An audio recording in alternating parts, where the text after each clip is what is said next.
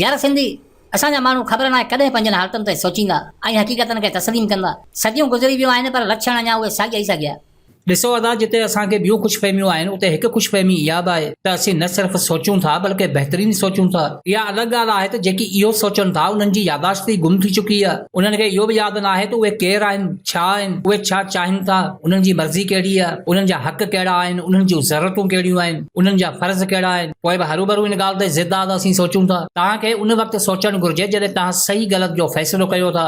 सोचण जो मतिलबु इंतिख़ाब करणु हूंदो आहे। तव्हांखे हा या ना करण जो अख़्तियार हासिल आहे। तव्हांखे इहा अहलियत हासिल आहे त तव्हां क़बूल कयो या इनकार करे छॾियो। प्रिंटाइन्स अमेरिका जे शहर साग हार्बर में 1934 में पैदा थियो। हुनखे पंहिंजे वक़्त जो अजीब तरीन इंसान सम्झो वेंदो हो, जंहिं हवाई जहाज़ ऐं रेडियो जो तस्वर पेश कयो ऐं ज़हनी टेलीपैथी में न सिर्फ़ अॻकथी कई बल्कि उन ते बाक़ाइदा प्रैक्टिस बि कंदो रहियो। अॼु बि उनजी क़बर ते इहो तहरीर थियल आहे त सोचूं शयूं आहिनि, उहे शयूं जेकी इज़त जे क़ाबिल आहिनि, जेकी मेहनत ऐं पूॼा जे लाइक़ आहिनि। पर असांखे इहे ॻाल्हियूं सम्झ में ई नथियूं अचनि। इन ॻाल्हि खे उहे सम्झी सघनि था जेकी वाक़ई में सोचनि था। ऐं असांजी क़ौम अॼु बि कंहिं चौक ते वेठल चइनी पासनि खां बसि आवाज़ूं ॿुधी रही आहे। न ई असीं कुझु सोचूं था ऐं न वरी कुझु कयूं था। सजन जी तारीख़ चिटाए ॾिसो त तव्हांखे इहो वाज़े थी मिलंदो त असां हेसि ताईं सिर्फ़ ॿुधो आहे। को चवे थो मुल्क असांजो आहे, असांजो निज़ाम ईंदो, त को रड़ियूं करे ॿुधाए थो त लिबरलिज़म ईंदो। कंहिंखे तालिबानी निज़ाम जी पक आहे त को दाइश खे मुल्क जी बहितरी सम्झे थो। को चवे थो ज़िंदगी बेकार आहे, अब्दी ज़िंदगी जी फ़िक्र कयो, त को चवे थो सिर्फ़ आउं मुसलमान आहियां, बाक़ी सभु राह खां भटकियल आहिनि। कंहिंखे हुकूमत जी तब्दीली में हल नज़र अचे थो त कंहिंखे नवां सूबा ठाहिण में। माण्हू अञा साह ई कोन था खणनि त हिकु नओं शोर शुरू थी वञे थो त तब्दीली अची रही आहे। वेचारा असांजा अबोज माण्हू तब्दीली ॾिसण लाइ केॾी महिल हिन पासे भॻा वञनि त केॾी महिल हुन पासे भॻा वञनि।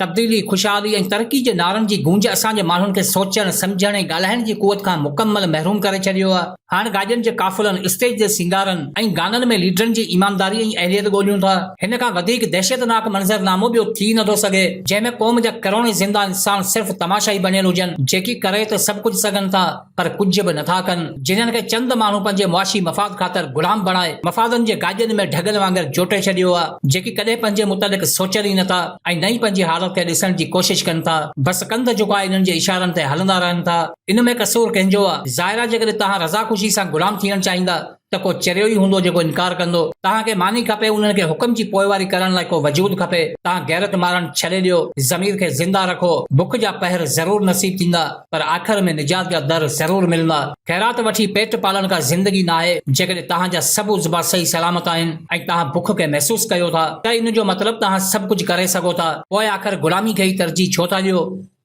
बिल्कुलु अदा, इहा हक़ीक़त आहे। पर ॾिसो न, असांजा बाशऊर माण्हू बि हाणे पंहिंजे पाण खे अरब नसल मां पिया सॾाइनि। छा इहो सिंधी क़ौम लाइ सही आहे? राशिद महमूद सूमरे जो मिसाल वठो। ॾिसो अदा, सिंध में असल सिंधियुनि जी तादाद तमामु घटि आहे। तारीख़ी पहलू सां ॾिसो त असीं सभु किथां न किथां हिजरत करे सिंध में आया आहियूं। हिते रहंदड़ मुख़्तलिफ़ ज़ातियुनि जी तारीख़ खोलो त तव्हांखे तक़रीबन ॿाहिरि जूं ई मिलंदियूं। सूमरा बि असल सिंधी न आहिनि। पारसी तारीख़ में इहा ॻाल्हि वाज़े तौर ते ॼाणाइल आहे त सूमरा असल में अरबिस्तान जे इलाइक़े सामरा जा रहाकू आहिनि। मसइलो इहो न आहे त सूमरा अरब नसल मां आहिनि या असल सिंधी आहिनि। सवाल इहो आहे त सिंध में अचण खां पोइ छा इन्हनि पाण खे सिंधी तस्लीम कयो आहे? सिंध खे पंहिंजो वतन सम्झनि था या हिते बि परदेस में रहनि था? ॾिसो, सोशल मीडिया ते बहस करण या मिड़ी को इशू उथारण लाइ ही इशू त बहितरीन आहे, पर इंसानी तारीख़ जी हक़ीक़त इहा आहे त दुनिया जी कंहिं बि क़ौम या कबीले जी तारीख़ पढ़ो त उन जो बुनियाद मुख़्तलिफ़ नज़र ईंदो। दुनिया में हर कबीले कॾहिं न कॾहिं हिजरत ज़रूर कई आहे। अॼु जा अमरीकी असल अमरीकी न आहिनि। अॼु जा सऊदी शेख असल सऊदी न आहिनि। हिंदुस्तान जे हज़ारे सालनि जी तहज़ीबनि में तव्हांखे हिजरत आम मिलंदी। इन में का हैरत जी ॻाल्हि न आहे। पर जॾहिं असां हिजरत करे सिंध में पंहिंजा नसल पालिया आहिनि त इहो हर गैरतमंद सिंधी ते फ़र्ज़ आहे त हू दिलि सां पाण खे सिंधी सॾाए ऐं धरती सां मोहबत करे। पर अफ़सोस, असां पंहिंजी शनाख़त जो मयार एतिरे क़दर ते किराए छॾियो आहे जो जेको थोरो अॻियां निकिरे थो उहो इहा ई कोशिशि करे थो त कंहिं न कंहिं तरीक़े सां पंहिंजे नसल जो तालुक़ सिंधी क़ौम खां परे रखां।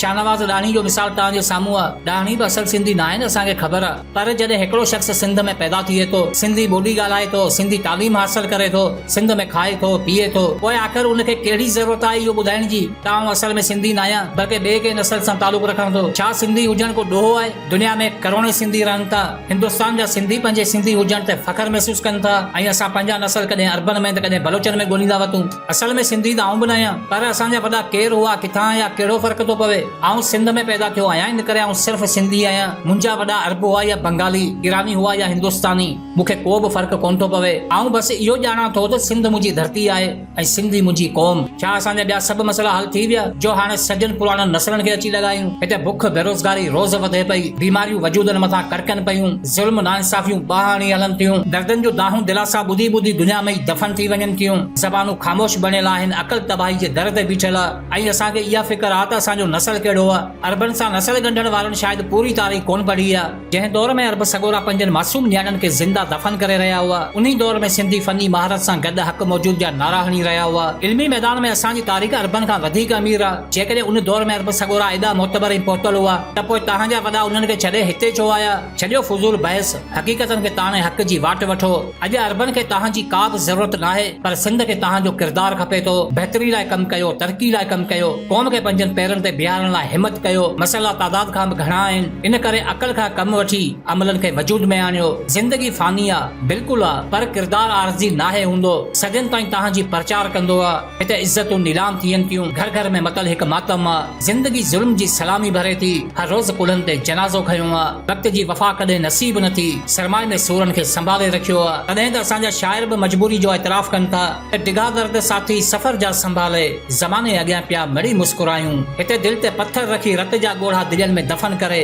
ज़माने अॻियां बसि मुस्कुराइणो पवे थो। हयाती में हज़ार तकलीफ़ूं सही, पर ज़िंदगी मिली आहे त जीअणो पवे थो। यादि रखो, अॼु वक़्तु तव्हांजो वैरी आहे। ज़मानो ज़ालिम सां गॾु बीठल आहे। न मफ़ाद तव्हांजे खाते आहिनि, न ख़ुशी तव्हां सां अटकियल आहे। ही चाहत जेका पाण खणी पंहिंजे अंगणनि ते सजाई आहे, कॾहिं थींदासीं पाण मथे, इहा उम्मीद ई अजाई आहे।